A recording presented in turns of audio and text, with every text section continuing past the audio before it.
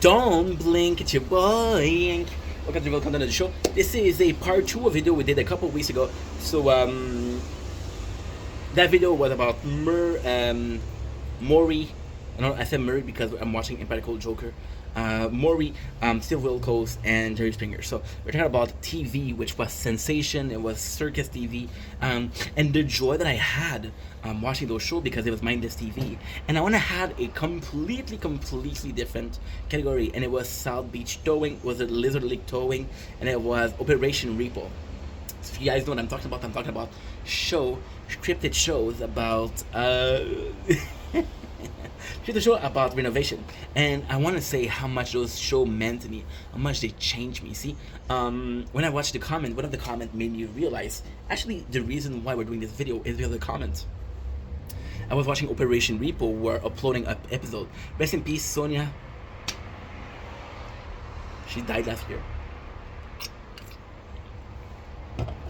and I remember the Operation Repo more than the others because Operation Repo was on Tubi TV, and I had Tubi TV, so I could download the whole show for free. So yeah, Operation Repo is gonna be the main one. Lizard Lake Towing was my first show for towing. Why are we specifying on the towing?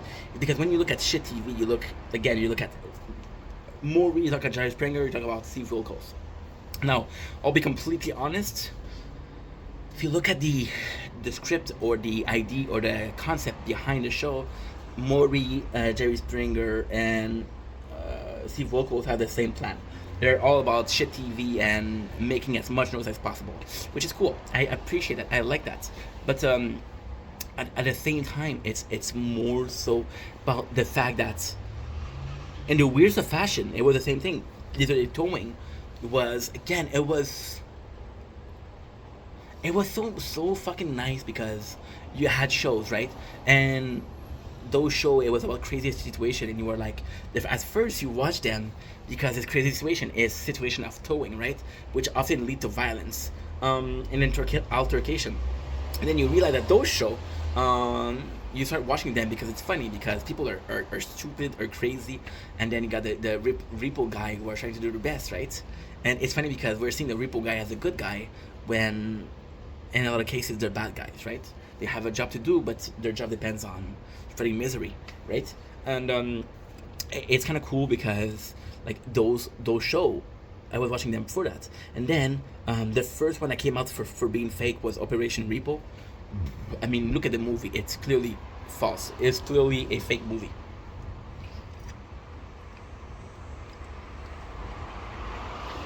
And then I have to admit, stop watching Operation Repo for a little while. I did like South Beach, sorry. South Paw is UFC, and South Beach, but South Beach Towing only lasted a couple of seasons. The one I liked the most was Lizard Lake Towing because Ronnie had those expressions.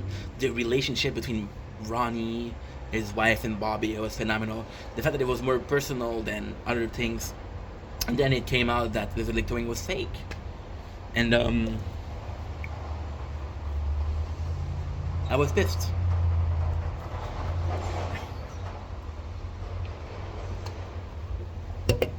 I was extremely young.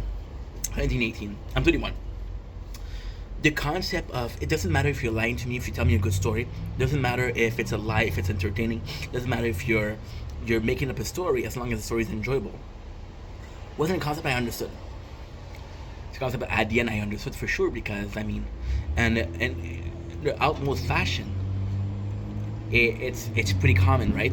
However, at that time I didn't understand it, and then I start rewatching Operation Repo. I got Tubi once again. I fell back in love with the show, and I knew it was fake, but it was just a comedy. It was just crazy. There's a bunch of people, like you see, there's shit TV. If you look at shit TV, you're looking also at court, divorce court, paternity court, and those courts are about crazy situation. And it came out that some friends wanted to be on TV, so they created a false thing. They created a false case, and they went on a court show. And it made me realize those stories, even though they're fake, they're still fun and still entertaining.